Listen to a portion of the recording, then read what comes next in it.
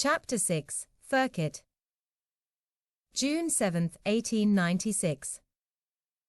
Since the end of 1895 the dervish force in Firket had been under the command of the Emir Hamidar, and it was through the indolence and neglect of this dissipated Arab that the Egyptian army had been able to make good its position at Okosho without any fighting.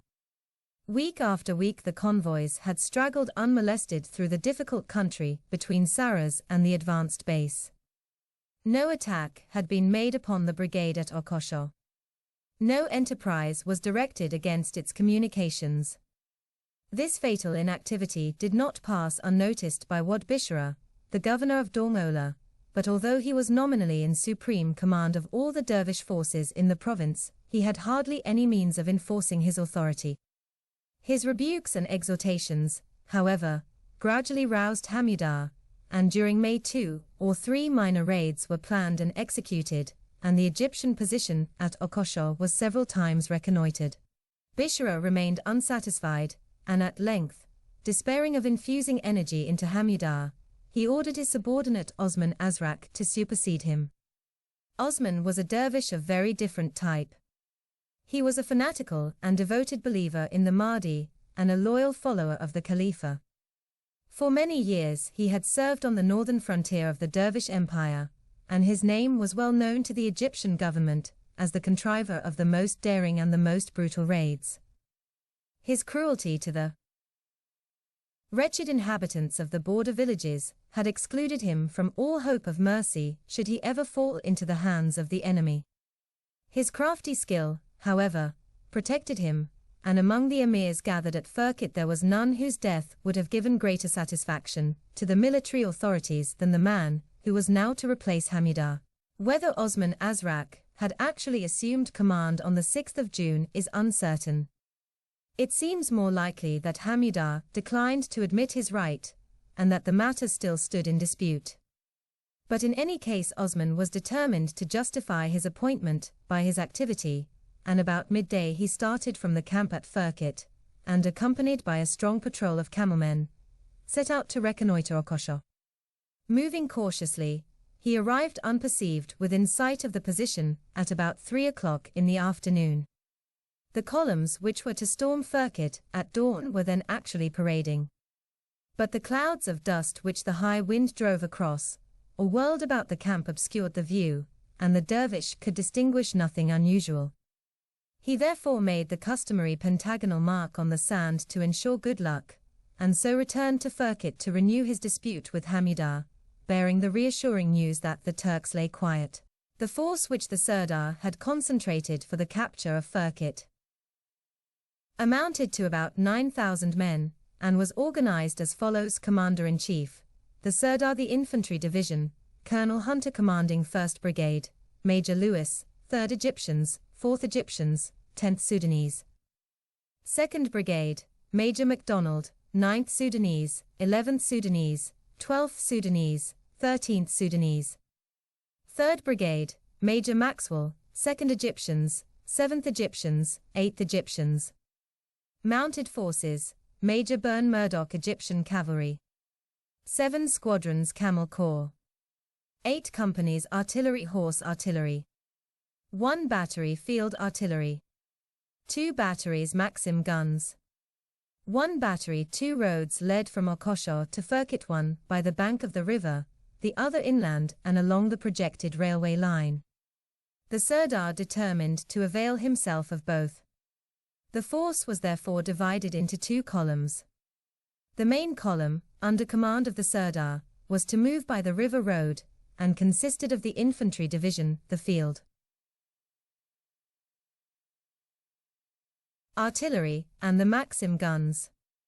The desert column, under command of Major Byrne Murdoch, consisted of the mounted forces, the horse artillery, and 1 battalion of infantry, the ex-9th Sudanese, drawn from MacDonald's brigade and mounted upon camels.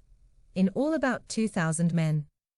Very precise orders were given to the smaller column, and Byrne Murdoch was instructed to occupy the hills to the southeast of the center of Firket village by 4:30 a.m., to dispose his force facing west, with the cavalry on the left, the Camel Corps in the center, and the ex-9th Sudanese on the right.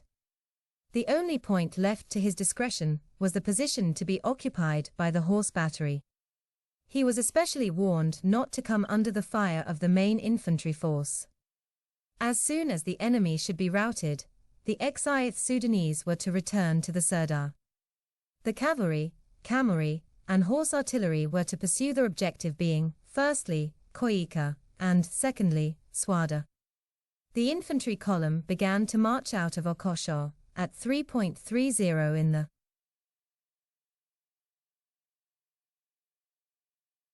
afternoon of the 6th, and trailed southwards along the track by the river in the following order: Lewis's brigade, with the 8th Sudanese leading, 2 Maxim guns and the artillery, MacDonald's brigade, Maxwell's brigade, and lastly, the field hospitals and a half battalion forming rearguard. The Sirdar marched behind the artillery. The rear of the long column was clear of the camp by 4:30 and about 2 hours later. The mounted force started by the desert road. The river column made good progress till dark, but thereafter the advance was slow and tedious. The track led through broken rocky ground, and was so narrow that it nowhere allowed a larger front to be formed than of 4 men abreast. In some places the sharp rocks and crumbling heaps of stone almost stopped the gun mules altogether, while the infantry tripped and stumbled painfully. The moon had not risen, and the darkness was intense. Still the long procession of men, winding like a whiplash between the jagged hills, toiled onward through the night, with no sound except the tramping of feet and the rattle of accoutrements. At 10:30 the head of Lewis's brigade debouched into a smooth sandy plain about a mile to the north of Sakamato village. This was the spot scarcely 3 miles from the enemy's position where the Sirdar had decided to halt and bivouac. The bank and foreshore of the river were convenient for watering. All bottles and skins were filled, and soldiers and animals drank. A little food was eaten, and then, battalion by battalion, as the force arrived at the halting place, they lay down to rest. The tail of Maxwell's brigade reached the bivouac about midnight, and the whole column was then concentrated.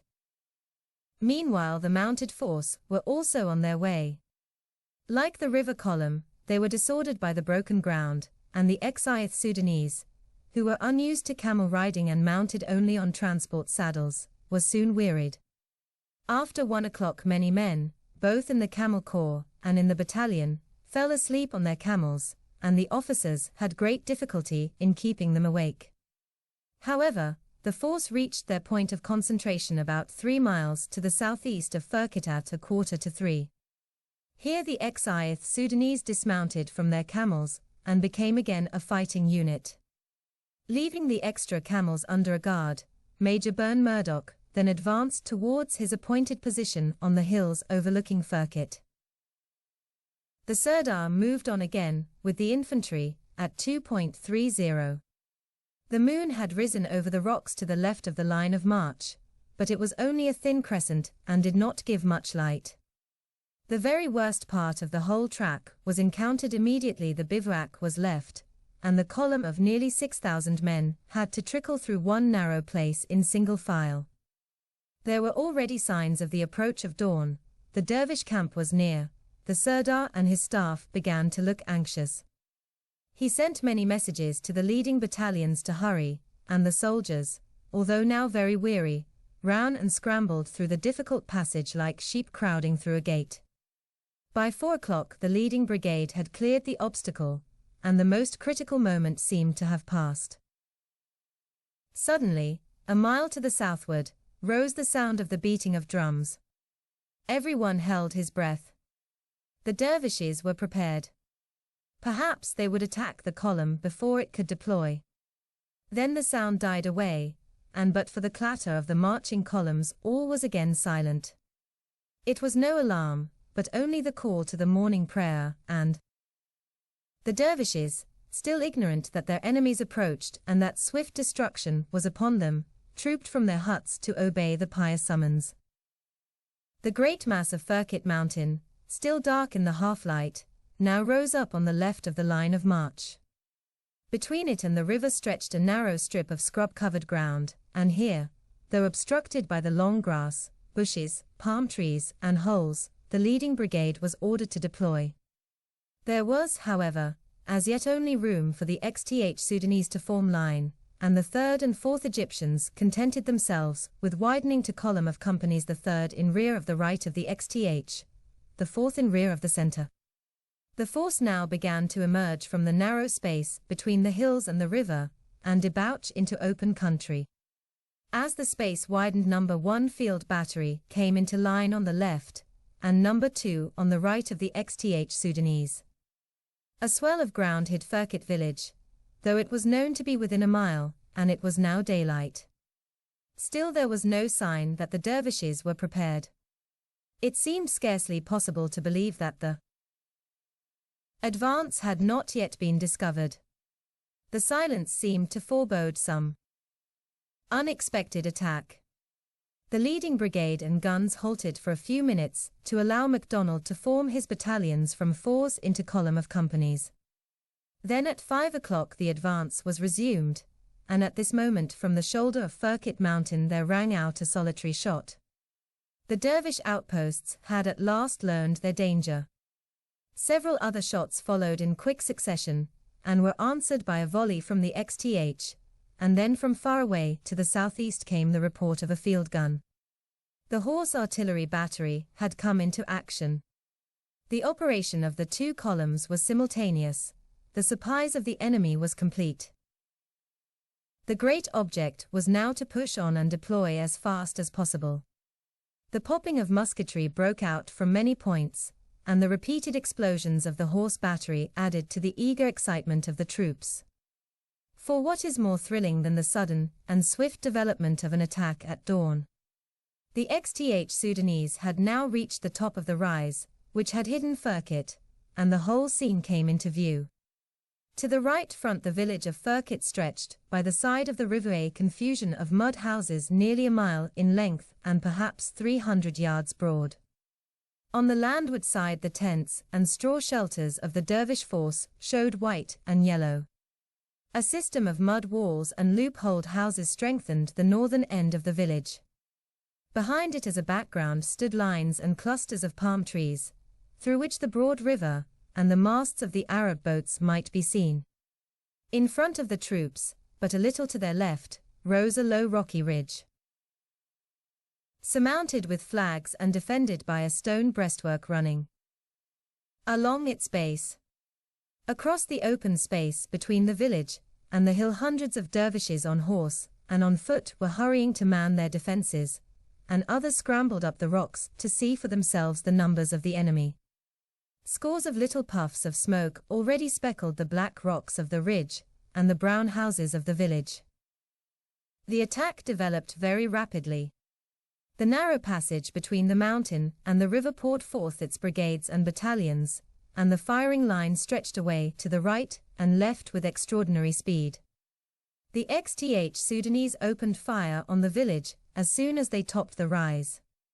The 3rd and 4th Egyptians deployed on the right and left of the leading regiment, 2 companies of the 4th extending down onto the foreshore below the steep riverbank.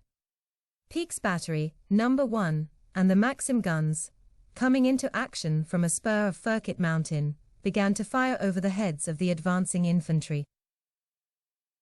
The whole of Lewis's brigade now swung to the right and attacked the village. MacDonald's, coming up at the double-in line of battalion columns, deployed to the left, inland, round the shoulder of the mountain, and bearing away still more to the left, advanced swiftly upon the rocky ridge. The ground in MacDonald's front was much broken by boulders and scrub, and a deep khor delayed the advance. The enemy, though taken at obvious disadvantage, maintained an irregular fire, but the Sudanese, greatly excited, pressed on eagerly towards the breastworks. When the brigade was still 200 yards from the ridge, about 50 dervish horsemen dashed out from among the rocks and charged the left flank. All were immediately shot down by a wild but heavy independent fire. With joyful yells the blacks broke into a run and carried the breastworks at the bayonet. The dervishes did not await the shock. as soon as they saw their horsemen, among whom was the Emir Hamidar himself and Yusuf Anga, Emir of the Jahadia, swept away, they abandoned the first ridge and fell back on another which lay behind. The Sudanese followed closely and pursued the outnumbered enemy up one and down the other side of the rocky hills, up again and down again, continually shouldering and bringing round the left of the brigade, until at last the hills were cleared of all except the dead, and the fugitives were running towards the riverbank. Then the scattered battalions reformed facing west, and the panting soldiers looked about them. While MacDonald's brigade was storming the hills, Lewis's had advanced on the village and the dervish camp. The Arabs from their loopholed houses made a stubborn resistance, and the 4th Battalion by the riverbank were sharply engaged, their commanding officer, Captain Sparks, having his horse shot in 4 places.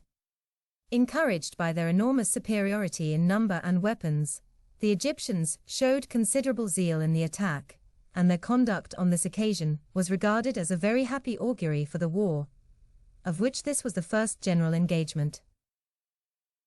As Lewis's brigade had swung to its right, and MacDonald's had borne away to the left, a wide gap had opened in the center of the attack. This was immediately filled by Maxwell's brigade, so that the whole force was now formed in one line, which curved and wheeled continually to the right until, by the time the rocky hills had been taken, all 3 brigades practically faced west, and were advancing together towards the Nile. The dervishes penned between the river and the enemy, and unable to prevent the remorseless advance, which every moment restricted them to narrower limits, now thought only of flight, and they could be seen galloping hither and thither seeking for some means of escape. The position of the desert column would have enabled the exiled Sudanese, by moving down to the river, to cut off this line of retreat, but the foreshore of the river at the southern end of Firket is concealed from a landward view by the steep bank, and by this sandy path the greater number of the fugitives found safety. The cavalry and the Camel Corps, instead of cutting at the flank, contented themselves with making a direct pursuit after the enemy had crossed their front, and in consequence several hundred Arabs made good their escape to the south. Others swam the river and fled by the west bank. The wicked Osman Azrak, his authority now no longer disputed, for his rival was a corpse, galloped from the field and reached Swada. The rest of the dervish force held to the houses, and variously prepared to fight to the death, or surrender to their conquerors. The 3 brigades now closed upon the village, and, clearing it step by step, advanced to the water's edge. MacDonald's brigade did not indeed stop, until they had crossed the swampy isthmus and occupied the island. The Arabs, many of whom refused quarter, resisted desperately, though without much effect, and more than 80 corpses were afterwards found in one group of buildings. By 7:20 o'clock, all firing had ceased, the entire dervish camp was in the hands of the Egyptian troops, and the engagement of Firket was over. The Sirdar now busied himself with the pursuit, and proceeded with the mounted troops as far as Mogrika, 5 miles south of Firket. The whole cavalry force, with the Camel Corps and horse artillery, pressed the retreat vigorously to Swada. Osman Azrak, however, succeeded in transporting the women and children and some stores, with a sufficient escort, to the west bank before the arrival of the troops. On the approach of the cavalry he retired along the east bank, with a small mounted force, without fighting. The emir in charge of the escort on the other side delayed, and was in consequence shelled at long range by the horse battery. The local inhabitants, tired of the ceaseless war which had desolated the frontier province for so long, welcomed their new masters with an appearance of enthusiasm. The main pursuit stopped at Swada, but a week later 2 squadrons and 16 men of the Camel Corps, under Captain Mahon, were pushed out 20 miles further south. An Arab store of grain was captured. The dervish loss in the action was severe. More than 800 dead were left on the field, and there were besides 500 wounded and 600 prisoners. The casualties in the Egyptian army were 1 British officer captain leg wounded, 20 native soldiers killed and 83 wounded. Firket is officially classed as a general action, Special dispatches were written, and a special clasp struck. The reader will have formed his own estimate of the magnitude and severity of the fight. The whole operation was well and carefully planned, and its success in execution was complete. The long and difficult night march, the accurate arrival and combination of the two columns, the swift deployment, the enveloping movement, proved alike the discipline and training of the troops and the skill of their officers. The only point on which criticism may be made is the failure of the Desert Column to intercept the flying dervishes. But it should be remembered they had marched far, and it was not at that time certain what the powers of the mounted troops were. The brilliant aspect of the affair caused great satisfaction in England, and the further prosecution of the campaign was looked for with increasing interest.